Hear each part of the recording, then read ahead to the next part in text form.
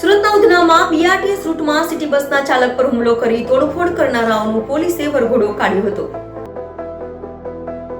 સુરતના ઉધનામાં BRTS રૂટમાં city bus તોડફોડ કરતા વેપારીઓનો વરઘોડો કાઢવામાં આવ્યો હતો। રિક્ષા ચાલકની ભાઈગીરી ઉધના પોલીસે બહાર કાઢી હતી।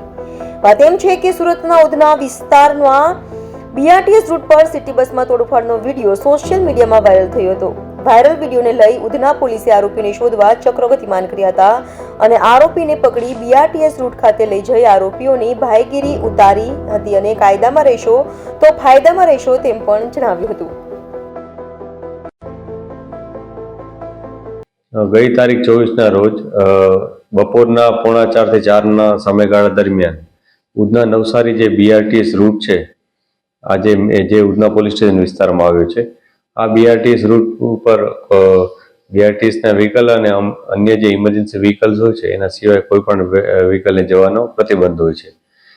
તો આ દરમિયાન આ સમયગાળા દરમિયાન બીઆરટીએસની એક બસ હતી એ જતી હતી ત્યારે વચ્ચે ઓટો રિક્ષાવાળો એક વ્યક્તિ ત્યાં ઊભો રહી ગયો હતો અને પછી તેણે તેના મિત્રો સાથે મળી અને તેની સાથે મારામારી કરી બસ ચાલક સાથે।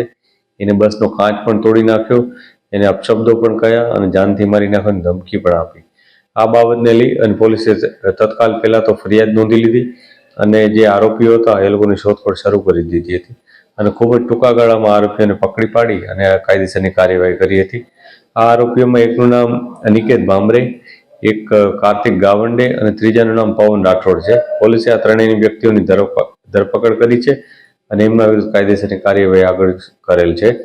આ ઘટનામાં સ્થળ ઉપર જઈ અને જે ચેકિંગ કરવાનું હતું, જે પંચનામું અને અન્ય વિગતો મેળવવાની હતી એના માટે પણ પોલીસ ત્યાં ગઈ હતી અને જે કાયદેસરની કાર્યવાહી કરવાની થાય એ કરી હતી।